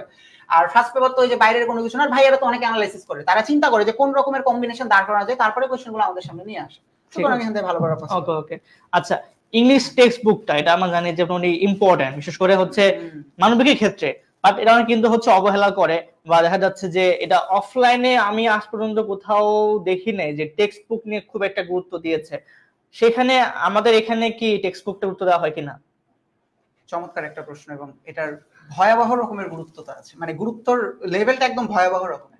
আচ্ছা, আগে বলে দিই, ভাইয়াদের কিন্তু হচ্ছে টেক্সট হ্যাক্স নামে একটা হচ্ছে বইয়ের, ভাইয়াদের কিন্তু এই যে টেক্সটের উপরে রেকর্ডেড ক্লাস দেওয়া আছে মোশন ভেরিয়েবল, ওখানে ভেঙে ভেঙে কোনটা কোন ক্লজ, কোনটা কোন ফ্রেজ, এটা কোন পার্টস অফ স্পিচ, এটা ইনভার্সনের নিয়মে কেন হইলো, এটা কেন ইন্টারোগেটিভ সেন্টেন্স হলো, এই জিনিসগুলো কিন্তু খুব সুন্দর করে ভেঙে ভেঙে দেওয়া আছে। আর এখানে তোমার যেটা ফজিলত বা এখানে পড়ে তুমি যে লাভটা পাবা, তুমি দেখবা ঢাবের যখন তুমি কোশ্চেন সলভ করতে বসবা, তুমি দেখবা যে তোমাদের টেক্সট বুক থেকে যে ভোকাবুলারি গুলো আসে, টেক্সট বুক থেকে আসে, আবার হচ্ছে তোমার লিটারি টার্ম আছে কিছু, ওই যে তোমার দেখবা মেটাফোর, সিমিলি, এই জিনিসগুলোও টেক্সট থেকে বেস করে মোটামুটি দেওয়ার ট্রাই করে। সুতরাং text is very very very important. Even রিটেনের ক্ষেত্রেও দেখবা যে প্যারাগ্রাফগুলো আসে ঢাবিতে, টেক্সটের সাথে তোমার সামহাউ রিলেটেড, কোনো না কোনো ভাবে কানেক্টেড, এবং ওই জিনিসগুলাই তারা দেয় আসলে। ওকে, ঠিক আছে। সো বিষয়টা হচ্ছে মানে তুমি অ্যাডমিশনটা কতটা ফ্রুটফুল হবে ডিপেন্ড করতেছে এইচএসসি উপরে। কারণ দেখো ভাই, তোমার বাংলা ফার্স্ট পেপার, তোমার ইংলিশ ফার্স্ট পেপার, সব কিন্তু এইচএসসি লেভেলে যা পড়ছে এগুলো কিন্তু। সো কেউ যদি মনে করো যে আচ্ছা আমার এখানে একটা গ্যাপ আছে বা ঘাটতি আছে, পড়ি নাই, সো তোমার ভাই এখনই একটা বেস্ট সময় এটাকে লাস্ট পর্যন্ত ফেলে না রেখে বা এগুলোকে গুরুত্ব দাও। বিশেষ করে ভাই কি বুঝছো, অনেকের ক্ষেত্রে এটা হয় আমরা যে ইংলিশ গ্রামারের উপর খুব বেশি ফোকাস করি, আবার বাংলা ক্ষেত্রে সেম পেপারটা খুব বেশি ফোকাস করি, আর জিকে নিয়ে তো ভয় পায় শেষ, মানে ওই ভয় পাইতে পাইতে পাইতে পড়াশোনা আর কি করবো। তো সেটা হচ্ছে ইংলিশ গ্রামারের বিষয়টা হচ্ছে ভাই, তুমি যদি ঢাকা ভার্সিটির 15টা কোশ্চেন দেখো, দেখবা যে গ্রামাটিক্যাল আইটেমে কিন্তু কিছু ফিক্সড টপিক থেকে বারো কোশ্চেন গুলো করতেছে, এবং কিছু টপিক আছে একদম সহজ। তুমি যেমন voice, subject verb agreement, narration বা ট্যাগ কোশ্চেন, তুমি যদি 2-4 বছর পর দেখো কোশ্চেন কিন্তু এখান থেকে মাস্ট হচ্ছে। সো আমরা স্টুডেন্টরা যেটা ভুল করি, অনেক প্ল্যাটফর্ম বা অনেক মেন্টর যেটা ভুল করে, যে গ্রামারের উপর খুব বেশি ফোকাস করতে, যে ভোকাবুলারি পার্টটা যে আছে বা মুখস্থ পার্টটা যে আছে এটা অনেকে ভুলে যায়, বা বিশেষ করে সাহিত্য পার্টটা। ঠিক আছে, সো এবছর আমরা একটা ইউনিক পার্ট অ্যাড করেছি, এটা হচ্ছে আমরা সাহিত্যের উপর একটা আলাদা কোর্স রাখবো, যেটা হচ্ছে আমি এবং মহসিন স্যার দুইজন মিলে এটা আমরা সদন করব। এবং তোমার মনে হচ্ছে আমি কিন্তু সাহিত্য ক্লাস নিয়েছিলাম তোমাদের গত বছর। হ্যাঁ, বুঝতে পারছি। আরেকটা মনে আছে ওই যে ক্লিপ স্টফেলে যে ক্লাস নিয়েছিলাম? হ্যাঁ হ্যাঁ হ্যাঁ, আমি বুঝেছি। ক্লিপ স্টফেল বলতে ভাই আর ওই যে হ্যাঁ ওইখানে যে 3 পয়েন্ট এরর ডিটেকশনের যে ক্লাসটা ওটা নিয়েছিলাম, আমি বুঝতে পারছি আপনি যেটার কথা বলতেছেন। সো এগুলা কিন্তু খুব বেশি ইম্পর্টেন্ট। হ্যাঁ, ঠিক আছে। আর এই যে লিটারি টার্মস এর যে বিষয়টা, ওটা কিন্তু খুব ইজি ভাই, যে সিমিলি, মেটাফোর, হ্যাঁ এই ধরনের যে জিনিসগুলো, আইরনি, যে ফিগার অফ স্পিচ গুলো আছে, এগুলো কিন্তু খুব ইজি এবং একদম শিওর কোশ্চেন থাকে। বিলিভ করেন ভাই, আমি নিজে ওইভাবে ওই যে টপিকগুলো আসে একদম 100% কনফার্ম, ওই টপিকগুলো আমি পড়ে গেছিলাম এবং আলহামদুলিল্লাহ আমি খুব ভালো মতো এগুলো সার্ভাইভ করে আসছি এখান থেকে। ওকে, আচ্ছা, অনেক একটা কোশ্চেন আমি বাড়া দিতে পারছি, এটা হচ্ছে যে তুমি তো বুঝো নয়, আমি কিন্তু ও শুরুতেই বলেছিলাম যে ঢাকা ইউনিভার্সিটি থেকে মানবিক স্টুডেন্টরা চাইলে সায়েন্সের ইউনিটে সায়েন্সের সাবজেক্ট, কমার্সের ইউনিটে কমার্স সাবজেক্ট পড়তে পারবে। সেই ক্ষেত্রে শর্ত হচ্ছে বাংলা, ইংরেজি, আইসিটি, এই তোমাকে 3টা সাবজেক্ট মাস্ট অ্যান্সার করতে হবে। এর সাথে তোমার হচ্ছে ম্যাথ, জেনারেল ম্যাথ, অথবা তোমার হচ্ছে মনোবিজ্ঞান, অথবা অর্থনীতি, অথবা ভূগোল। হ্যাঁ, এগুলো যেমন একটা অ্যান্সার করতে হয়। ঠিক আছে ভাইয়া পুরা? সো এই হচ্ছে আমার মানবিক থেকে সায়েন্স ইউনিটি অথবা কমার্স ইউনিটি পরীক্ষা দেওয়ার সিস্টেমটা। এছাড়াও তুমি চাইলে হচ্ছে আমাদের পেজে ভিডিও দেওয়া আছে, আমি নিজে ভিডিও করেছি, জাস্ট এটা ভিডিওটা দেখবা, আমাদের ইউটিউব চ্যানেলেও দেওয়া আছে। ঠিক আছে, তুমি জানিয়ে নিতে পারবা। আর যদি তা না পাও, তাও তুমি হচ্ছে জাস্ট সিম্পলি ভাই গুগলে যাবা, ঢাকা ইউনিভার্সিটির যে প্রিভিয়াস যে সার্কুলারটা ডাউনলোড করে নিয়ে নাও ভাই। কারণ ভাই তুমি ঢাকা ভার্সিটির পরীক্ষা দিবা, তোমার যদি এখনো ক্লিয়ার না, তুমি কিন্তু সমস্যা পড়ে যাবা। সো এই জন্য একটু কনসেপ্টটা ক্লিয়ার রাখো ভাই, যে কোথায় কি লাগবে। নট অনলি ঢাকা ভার্সিটি, তুমি আদার যত ইউনিভার্সিটি আছে, তোমার যেগুলো মানে তুমি অ্যাপ্লাই যোগ্য, তোমার জিপিএ যেখানে ম্যাচ করে তুমি জানো ভাই। হ্যাঁ, তুমি ভাবতেছো তুমি জাহাঙ্গীরের পরীক্ষা দিবা, বা তোমার সেই জিপিএটা নাই, বা তুমি ডিউতে পরীক্ষা দিবা, তোমার সেই জিপিএটা নাও আসতে পারে। ঠিক আছে, আচ্ছা। তো এখানে সাকিব, ওদের তো এখনো রেজাল্ট দেয় নাই না। আচ্ছা, এখন কোন কারণে যদি রেজাল্টটা খারাপ হয়, তখন ওরা কি করতে পারে, বা ওই মুহূর্তে ওরা আসলে কি করবে? আচ্ছা, ফার্স্ট অফ অল, যে রেজাল্ট খারাপ হতেই পারে, স্বাভাবিক একটা বিষয়, অস্বাভাবিক কোনো কিছু না। কিন্তু রেজাল্ট খারাপ হলে যে আমি ভেঙে পড়ে যাবো তা না। এখন রেজাল্ট খারাপ হলে আমার কি হইতে পারে, ঢাবি সহ জাস্ট কয়েকটা ভার্সিটি আছে যেখানে জিপিএ এফেক্ট করে, আদারওয়াইজ না। তো আমার নিজেরও কিন্তু ভাই দুটোর একটা তো জিপিএ ফাইভ ছিল না, সুতরাং আমি জানি এখানে মানে এটাতে একদমই ভেঙে পড়ার কোনো কিছুই নাই। হয়তো তোমার দেখবা যে 2 বা 3 মার্কের একটা ডিফারেন্স হইতে পারে, তখন তুমি কি করবা, ওই যে দেখা যাচ্ছে এমসি, মানে তোমাকে কি করতে হবে, তার থেকে 3 বা 4টা মার্ক একটু বেশি তোলার চেষ্টা করতে হবে। Admission test, exactly. তোমার জিপিএ এর প্রভাবটা ওই যে একজন যদি পড়ে 1 ঘন্টা, তুমি পড়বে 1 ঘন্টা 20 মিনিট, ওই 20 মিনিটে তুমি তোমার 5টা প্রশ্ন আগায় রাখলা, দেখবা তুমি এক্সাম হলে এখান থেকে বেনিফিট পাইতেছো। হ্যাঁ, এখন ঢাবির যে বিষয়টা, যে বলে দিই একটু, যে এক্সামে কি হয়, যে তোমার হচ্ছে বাংলা থেকে 15টা কোশ্চেন থাকে, ইংরেজি থেকে 15টা, এবং জিকে থেকে আসে হচ্ছে 30টা। এখানে বাংলায় আমাকে পাস করতে লাগবে 5, ইংরেজিতে পাস করতে 5, জিকে তে পাস করতে 10। কি খুব মজা লাগতেছে না? 20 পাইলে পাস করব, সম্ভব না। 24 পাইলে তুমি পাস করলে এমসিকিউতে, বাট 24 পাইলে কি আমার খাতা কাটবে? মোটেই না। খাতা কাটে কতজনের? সিটের 3 গুণ। তো মোটামুটি যতটুকু খাতা কাটবে ওইটা পাইতে তোমাকে অ্যাটলিস্ট 40 অথবা 38 এই টাইপের একটা স্কোর। 40 হচ্ছে সেফ জোন। এখন 40 মতো আমাকে এমসিকিউতে পাইতে লাগবে। তো এখন দেখো 40 মতো পাইতে লাগবে, এটা ধরো নরমালি। এখন তোমার যদি একটু গ্যাপ থাকে তুমি চেষ্টা করবে 42, 43, 44 এরকম একটা মার্ক ক্যারি করতে, তাইলে তুমি দেখবে ওই জিনিসটা মিসম্যাচ হয়ে যাচ্ছে, ওইটা আর কোনো এফেক্ট ফেলবে, মানে ইফেক্ট করবে না তোমাকে পরবর্তীতে, ওইটা দ্বারা তুমি আর আক্রান্ত হবা না আশা করতেছি। আচ্ছা, তো যেমনটা বললো ওর কিন্তু একটা তো জিপিএ 5 নাই, বাট ও কিন্তু ঢাবিয়ান। আচ্ছা, এখানে অনেকে আছে আমার পরিচিত 7.5 বা 7 জিপিএ নিয়েও বা 7.25 জিপিএ নিয়েও ঢাবিতে পড়তেছে। এখন ভাই আমি ধরলাম যে আমার জিপিএ তে এখানে 20 এর মধ্যে আমার হচ্ছে 15-16 আসতেছে। এখন ভাই আমি যদি অ্যাডমিশন টেস্টে এই 5 মার্কটা তুলতে পারি, আমার চান্স পাই, কে আটকাবে? তাই না? এমন তো না যেখানে ইন্ডিভিজুয়ালি মার্ক কাউন্ট করতেছে, না, টোটাল মার্কটা দেখতেছে। তোমার যদি পাস মার্কটা উঠে দেন তোমার কি বলো না, টোটাল একটা মার্ক লাগে ক্যারি করতে, শেষ। ঠিক আছে, ধরলাম তোমার কোনো কারণে হচ্ছে এমসিকিউর মার্কটা কম, পাস মার্ক উঠে গেছে, বাট তোমার রিটেন দিয়ে টোটাল মার্কটা বেশি, তুমি কিন্তু ভাই টপ করে যাবা, তাই না? ঠিক আছে, বাট সেটা হচ্ছে যে কিছু কিছু ভালো সাবজেক্টে শর্ত দিয়ে দেয় যে ইংলিশে এত পার্সেন্ট মার্ক লাগে, যেমন আইন পড়তে গেলে, ইকোনমিক্স পড়তে গেলে। ঠিক আছে, সো ওইখানে যেমন একটা শর্ত লাগে, এটা মেরিট পজিশন লাগে, যে 100 বা 150 মধ্যে না পারলে কিন্তু ল বা এগুলো পাওয়া যায় না, এটা কন্ডিশন থাকে। ঠিক আছে, সো যাদের ওরকম সাবজেক্ট ড্রিম আছে, তোমাকে ভাই একটা টার্গেট নিয়ে আগাতে হবে। বাট আমার পার্সোনাল ওপিনিয়নটা হচ্ছে, যেটা আমি ফেস করে আসছি, যে এখনই কোনো ভার্সিটি নিয়ে বা কোনো ফিক্সড কোনো সাবজেক্ট নিয়ে ভাই ড্রিম নেওয়াটা নেগেটিভ হবে। কেন জানো? তোমার বেশি প্রেশার ফিল করাবে। তুমি জাস্ট টার্গেট রাখো ভাই যে আমি নিজের বেস্টটা দিব, আমাকে ভালো সাবজেক্ট লাগবে, ভালো একটা ইউনিভার্সিটি, ভালো একটা সাবজেক্ট নিয়ে আমি পড়বো। এখন ভাই তুমি যদি ভাবো যে আমাকে ডিউ লতেই হইতে হবে ভাই, যদি এট এনি কস্ট বা এট এনি হাউ যদি লটা মিস হয়ে যায়, তুমি ভাই আফসোস করবা, তাই না? সো ভাই টার্গেট রাখো বড়টা, বাট ওভার কনফিডেন্ট হওয়া যাবে না, বা এটা না পেলে লাইফ শেষ, নো। ঠিক আছে, হ্যাঁ ভাই, এটা কিন্তু আপনি একটা চমৎকার কথা বললেন। দেখা যাচ্ছে তুমি ঢাবিতে চান্স পাইছো, বাট তোমার ড্রিম সাবজেক্ট না পাওয়ার জন্য তুমি আনন্দিত হতে পারতেছো না। এটা কিন্তু খুবই টাফ ভাই। ঢাবিতে চান্স পাওয়ার যে মানে পড়তে পারার সৌভাগ্য পাই কতজন, বা ঢাবিতে বা পাবলিক ভার্সিটি গুলোতে পড়তে পারার সৌভাগ্য পাই কতজন বলো? 10%, 100 জন যদি পরীক্ষা দেয়, চান্স মানে পাস করে জাস্ট 10%, ওর ভেতর তো 1% দেখা যাচ্ছে আমরা সিট পাইতেছি, তাই না? এটা কিন্তু একটা ভাগ্যের বিষয়। আর আপনি যেটা বললেন, হ্যাঁ তোমার ল টার্গেট ভালো, তুমি ওই অনুযায়ী পড়ো। ফার্স্ট অফ অল তুমি তোমার নিজেকে এভাবে নাও যে তোমার চান্স পাওয়ার যোগ্য। হ্যাঁ তুমি চান্স পাওয়ার যোগ্য, এইবার তুমি সাবজেক্টে কেন্দ্রিক ফোকাস করো। বাট এটা আস্তে আস্তে হবে, একদিনে হবে না। একদিনে কি আমরা ভাই হাঁটা শিখছি, একদিনে দৌড়ানো শিখছি? দিনে দিনে হবে। আচ্ছা, এখানে আরো কিছু কোশ্চেন এসেছিল তখন, যে 9-10 এর বাংলা ব্যাকরণ বই পড়বো কিনা। আচ্ছা, 9-10 এর বাংলা ব্যাকরণ বই, ধরো আমাদের বাংলাদেশের যে আমরা ব্যাকরণ পড়ি, ওইটা হচ্ছে একদম বেস, ভিত্তি, ওইটাকে কেন্দ্র করে পড়তে পারো। যখন যে টপিকটা পড়াইতেছে ওইটার সাথে একটু ওই বইগুলো দেখে নিবো, তাহলে কনসেপ্টটা একটু বেশি ক্লিয়ার হয়ে যাবে। আর আরো একটা কোশ্চেন দেখছিলাম, যে ভোকাবুলারি আবার বলছিল যে মহসিন ভাইয়ের শীট এনাফ কিনা।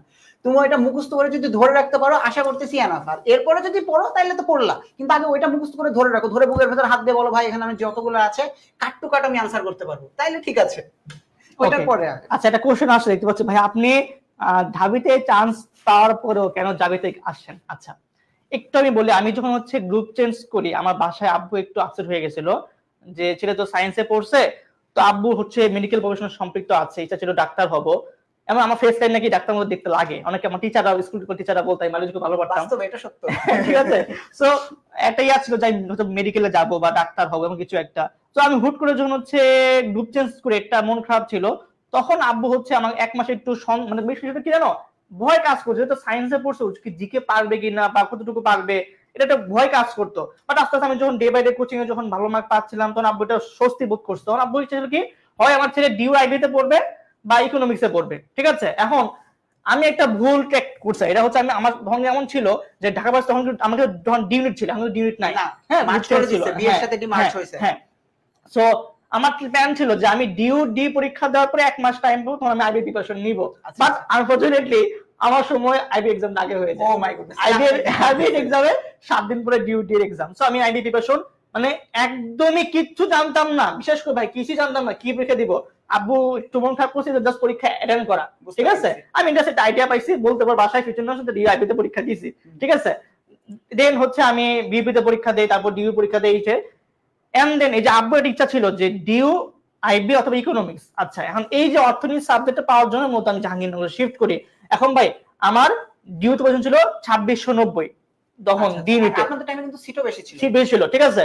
তো আমি কিন্তু চান্স পাই গেছি ডিউতে, ঠিক আছে, কিন্তু কেন যাই নাই, এই যাবো এটা ইচ্ছা বা ভালো একটা সাবজেক্ট পাওয়ার জন্য। এখন দেখো আমি যে ডিউটিতে পড়তাম হয়তো আমার জাপানিজ ল্যাঙ্গুয়েজ এমন কিছু একটা আসতো, সো আমি ভাই আমার বাসা কিন্তু ঢাবির একদমই কাছে, কিন্তু আমি শুধু ওই ঢাবিকে প্রায়োরিটি দিইনি, আমি হচ্ছে আমার সাবজেক্টে প্রায়োরিটি দিয়েছি। জাহাঙ্গীরনগর বা ঢাকার মধ্যে, কিন্তু এমন ঢাকার বাইরে না কিন্তু ভাই, ঢাকার মধ্যে, তাই না, ভালো একটা ক্যাম্পাস, একদম বাংলাদেশের মেইন 4টার মধ্যে কিন্তু একটা ক্যাম্পাস জাহাঙ্গীরনগর, ঠিক আছে। হ্যাঁ, আর দেখো ঢাবির ইকোনমিক্স কিন্তু হচ্ছে বিএ বা এটা আর্টসের সাবজেক্ট, বাট জাহাঙ্গীর জানো বিএসসি ইন ইকোনমিক্স সায়েন্সের একটা ফ্যাকাল্টির মধ্যে অন্তর্ভুক্ত। তো আমি কিন্তু ইকোনমিক্স এর বলে কিন্তু সায়েন্সে একটা সম্মান পাচ্ছি। ও না, ঢাবিতে মনে হবে বিএসএস মানে সোশ্যাল মানে আর্টসের আর কি, আমি কিন্তু হচ্ছে এখানে কিন্তু সায়েন্সে যেটা পাচ্ছি। তো এই জন্য মতো হচ্ছে আমি এইখানে ঢাবি না আগে জাবিতে আসছি। এবং একটু এটা হচ্ছে মজার বিষয় হচ্ছে আমার ঢাবিতে রিটেন একটা টপ মার্ক ছিল 33.25। ও মাই গড, 40 এর মধ্যে, ঠিক আছে। মানে আমার সময় তো হলো বাংলা ইংরেজি জিকে ছিল, যেহেতু আমি সায়েন্স স্টুডেন্ট না, ডিউনিট তখন তো জিকে ছিল, সো বাংলা ইংরেজি জিকে তিনটা মিলে আমার 33.25 মার্ক ছিল। কারণ ভাই আমি একটু আমি কিভাবে পড়তাম সেটা হচ্ছে ভাই, আমি ছোটবেলা থেকে ফ্রি হ্যান্ড রাইটিং এ অভ্যস্ত। আমার স্কুলের টিচার, আমার নাম এখনো মনে আছে, আলতাফ স্যার। এই আলতাফ স্যারের রুল, আলতাফ স্যারের বিষয়গুলো আমাকে হচ্ছে উনি প্যারাফ্রেজ করা শিখাইতো, প্যারাফ্রেজ বা হচ্ছে কিওয়ার্ডস টাইপের একটা জিনিসের সামারি করা। সো আমি ভাই রিটেনের ভয়ের কিছু নাই, আমি ছোটবেলা প্যারাগ্রাফ লিখে আসি না, প্যারাগ্রাফ পুরো মুখস্থ করছি ভাই, না, আমি জাস্ট কনসেপ্টটা ক্লিয়ার রাখছি, জিকে জাস্ট যা পড়ছি একটু ডিপলি পড়ছি, এতটুকুই। বাংলা বাই টেক্সট বুক থেকে কোশ্চেন গুলো আসে, আমার একটা হচ্ছে ভাব সমস্যা আসতো বা একটা সামারি আসতো। ইংলিশে কি আসতো, হয় একটা পোয়েম আসতো বা একটা সামারি করতে আসতো বা একটা প্যারাগ্রাফ আসতো। জিকেতে কি আসতো, একটা বিষয় নিয়ে লিখতে বলছিল, ঠিক আছে। আমার মনে আছে আমাদের সময় হচ্ছে অনলাইন এডুকেশনের কিছুটা আসছিল, অনলাইন এডুকেশন নিয়ে, যেহেতু তখন করোনা ব্যাচ ছিল আর কি, এবং স্পোর্টস কিছুটা ছিল, ঠিক আছে। সো ভাই এগুলো নিয়ে আমি জাস্ট লিখে আসছি, ঠিক আছে। রিটেন জানো, রিটেন তোমাকে হচ্ছে তুমি যদি ভাই একটা লাইনও লিখে আসো না, তোমাকে তারা ওই এক লাইনের জন্য মার্ক দিতে বাধ্য। সো ভাই রিটেন তোমাকে লিখে আসতে হবে, ভয় পাওয়ার কিছু না, তোমার হচ্ছে বেশি ভয় পেয়ে যাও। সো ভাই রিটেন নিয়ে কথা একটাই, বাসায় একটু জাস্ট লিখতে হবে, হ্যাঁ লিখতে হবে। এবং মজার বিষয় হচ্ছে যারা আমাদের ডিউ আইসু ব্যাচে স্টুডেন্ট, তারা কিন্তু হচ্ছে আমাদের রিটেন কোর্সটা কিন্তু ফ্রিতে পেয়ে যাবে। সো রিটেন জন্য এখানে তোমরা মহসিন স্যারের ক্লাস পাবা, সুফিয়ান স্যারের ক্লাস পাবা, সনদ স্যারের ক্লাস পাবা। সো এটা কিন্তু তোমরা এক্সট্রা গ্রিপসে পাচ্ছ। সো তারা তো ফ্রি হ্যান্ড রাইটিং শেখাবে, মহসিন স্যার ক্লাসও বুঝাই দিবে, আমাদের রিটেনের জন্য বইও আছে। সো ভাই রিটেন নিয়ে হচ্ছে প্যারা খাওয়ার কিছু নাই। আচ্ছা ভাই, এখানে আর একটা জিনিস বলি, যে আপনি যেমন বললেন আপনি সাবজেক্টে প্রায়োরিটি দিচ্ছেন, আবার আমি প্রায়োরিটি দিই ভার্সিটিকে। ঢাবি এই তো জানো যে টপ মোস্ট একটা জায়গা, আমারও কিন্তু হচ্ছে এই যে চট্টগ্রামে চট্টগ্রামে আমার ভালো পজিশনে ছিল, মোটামুটি ফার্স্টে 106 ছিলাম আমি। আপনার হচ্ছে জাবিতে, আপনাদের জাবিতে আমার হয়েছিল, আমি জগন্নাথে 53তম ছিলাম, আমার রাজশাহী ভার্সিটিতে 317। মানে রাজশাহী ভার্সিটিতে আমি ইকোনমিক্স পাই যেতাম খুবই আরামে, এবং কবল ভালো থাকলে আরেকটু ভালো সাবজেক্ট মানে পাইতাম। দেখা যাচ্ছে জগন্নাথ আমি ল পাই যেতে পারতাম। তো তারপরে আমি আমার ঢাবিকে প্রায়োরিটি দিছি, মানে আমার ঢাবি যেহেতু পছন্দ ছিল। তো এটা ম্যান টু ম্যান ভ্যারি করে, তোমার কাছে কোনটা আসলে বেশি ইম্পর্টেন্ট? সো এটা ভাই হচ্ছে প্যারা খাওয়ার কিছু নাই, তুমি ভাই আগে পরীক্ষা দাও, চান্স হোক, ভাইরা তো আছে, গাইডলাইন সেশন নেই, ভিডিও নেই। সো এখন ভাই তুমি কোনো ফিক্সড কোনো ভার্সিটি নিয়ে আগায়ও না। এবং আরেকটা বার্তা হচ্ছে ভাই, অনেকের মধ্যে ওভার কনফিডেন্ট, এই আমার ডিউতে হয়ে যাবে, আমার একবার ডিউতে চলে গেছে। ভাই একটা মজার কথা বলি, আমাদের স্কুলের, হ্যাঁ আমি আমাদের স্কুলের বেস্ট সেকশন অথবা এ সেকশনে পড়তাম, ওই যে জানো হয়তো এ বি সি এর র্যাঙ্ক থাকে, যারা ভালো করে এ সেকশনে পড়ে। তো এ সেকশন যারা পড়ে, আমার রুল ছিল 29। তোমাদের ম্যাথের আলিফ স্যার আছে না, ওর রুল ছিল 2। আমি কিন্তু একই স্কুলে পড়ছিলাম না, মানে তোমাদের ম্যাথের ইনস্ট্রাক্টর আলিফ ভাই, ঠিক আছে, আমার কলেজও সেম ছিল। সো আমাদের ওই ব্যাচ থেকে আলিফ আর আমি দুইজনই হচ্ছে আমরা গ্রুপ চেঞ্জ করি, আলিফ হচ্ছে ডিউ রাইট বিয়ে, আমি হচ্ছে এখানে প্রিপারেশন নিছি। সো দুইজনই কিন্তু আমাদের ঢাকার মধ্যে আছি, বাকি সবাই হয় ম্যাক্সিমাম পোরশনটা ঢাকার বাইরে, আর কিছু অংশ প্রাইভেটে চলে গেছে। কেন ভাই? এই যে ওভার কনফিডেন্টটা, যে আমার ডিউ ছাড়া কিছু ভাবা দরকার নাই, ডিউতে হয়ে যাবে, এটা ভাই ভুল।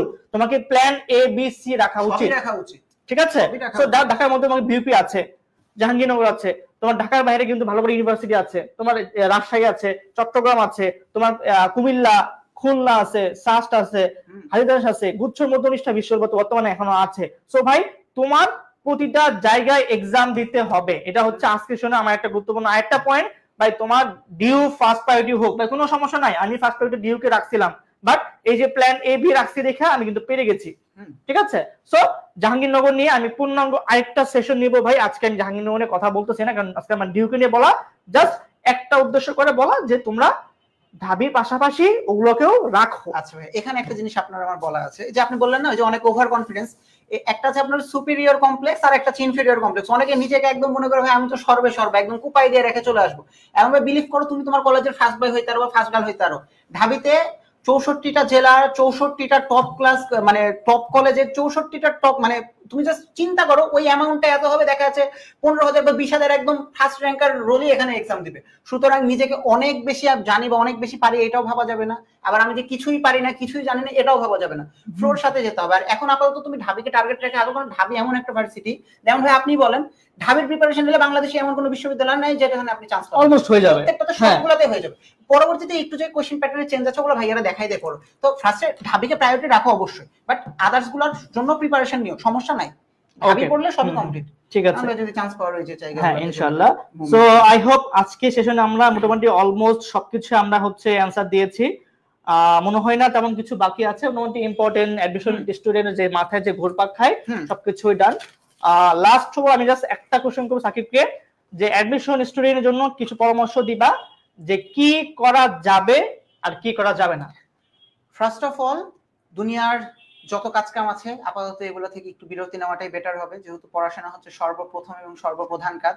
একবার চান্স পেয়ে যাও তারপরে লাইফে শুধু চিল আর চিল, হ্যাঁ আর কোনো প্যারা থাকবে না।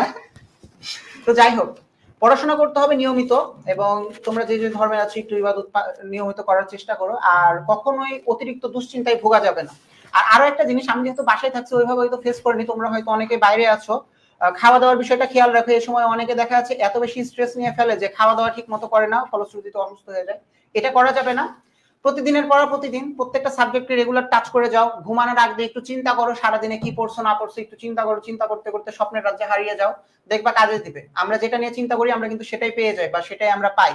সবসময় একটাই চিন্তা রাখো, আমার ভার্সিটি কেন্দ্রিক একটা চিন্তা থাকবে, আদার্স যেসব গার্বেজ আছে মাথায় সবগুলো সরাই দাও। কারণ তোমার জীবনে হাজারটা দুঃখ থাকবে, হতাশা থাকবে, ব্যর্থতা থাকবে, সফলতা যখন একটা আসবে সবগুলো কিন্তু তখন হারিয়ে যাবে, আর কোনো কিছুই তখন এক্সিস্ট করবে না লাইফে, এবং এটাই জীবনের নিয়ম। সুতরাং ভয় পেও না, দুশ্চিন্তা করো না, লেগে থাকো। আর ওই যে যখন রেজাল্টটা দিবে না, যখন তুমি দেখবা যে তোমার বাবা মা তোমাকে নিয়ে কি পরিমাণ প্রাউড, মুভমেন্টটা আসবে না, তখন তুমি দেখবা যে দুনিয়াতে এর থেকে আর মনে হয় এখানে হয়তো স্বর্গ আছে, এবং এর থেকে বেশি স্বর্গীয় অনুভূতি আর হয়তো কিছু না। হ্যাঁ হয়তো আমাদের ক্ষেত্রে এটা বিশ্ববিদ্যালয়ের চান্স, ভবিষ্যতে যখন আরো বড় হবে তখন জিনিসটা হয়তো চাকরির ক্ষেত্রে যাবে বা আদার সেক্টরে যাবে, বাট এখন যেহেতু আমরা স্টুডেন্ট, এখন আমাদের আলটিমেট গোল হচ্ছে আমরা একটু ভালো করে পড়াশোনা করে ভালো জায়গায় যাবো, এটাই হচ্ছে আলটিমেট গোল হওয়া উচিত। ওকে, সো আই হোপ তোমরা আজকে সেশনের মাধ্যমে একদম এই যে একটা গাইডলাইন পেয়েছো ডিউ নিয়ে। সো আমরা স্টেপ বাই স্টেপ হচ্ছে আমরা আরো গেস্ট আনবো, আরো স্টুডেন্ট নিয়ে আসবো, আমরা সমস্যা নাই। তোমরা একদম পুরো ইউনিট নিয়ে ধারণা পেয়ে যাবা, এবং আমাদের পেজে কিন্তু ভিডিও দেওয়া হচ্ছে, গাইডলাইন ভিডিও যাচ্ছে, তুমি একটু দেখো। আর তোমরা যেহেতু হচ্ছে আমাদের এখানে আসছো, ভাই ভরসা রাখতে পারো, তোমাকে আমরা A to Z ভাই গুছাই দিব, তোমাকে এক্সট্রা করে টেনশন করার কিছু নাই।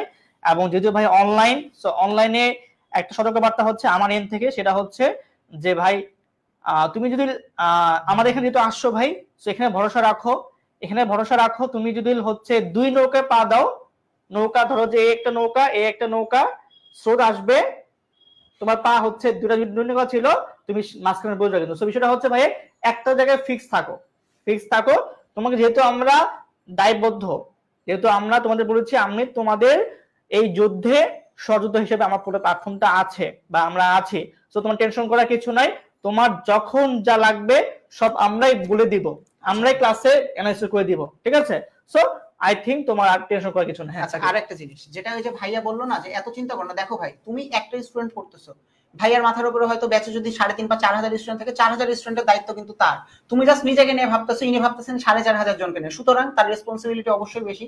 এবং তিনি মানে কোনো শিক্ষকই চাইবে না তার ছাত্র খারাপ করুক। সুতরাং এখানে যে 4,000 মানুষের প্রতিনিধিত্ব তিনি করতেছেন, 4,000 মানুষের চিন্তা, 4,000 মানুষের পরিবারের বাবা মার স্বপ্ন তিনি কিন্তু লালন করতেছেন, সেই জিনিসটা কিন্তু বুকের ভেতর ধারণ করছেন। সুতরাং বিশ্বাস রাখো, ইনশাল্লাহ ভালো হবে। হ্যাঁ, সো থ্যাংক ইউ সবাইকে আজকে সেশনে জয়েন করার জন্য। ইনশাআল্লাহ হচ্ছে আমরা আস্তে আস্তে আর সেশনে ইনশাআল্লাহ অংশগ্রহণ করব। থ্যাংক ইউ সাকিব জয়েন করার জন্য, বেস্ট অফ লাক। ধন্যবাদ ভাই আপনাকে। ঠিক আছে, হ্যাঁ, ওকে, আল্লাহ হাফেজ, আসসালামু আলাইকুম, দেখা হবে।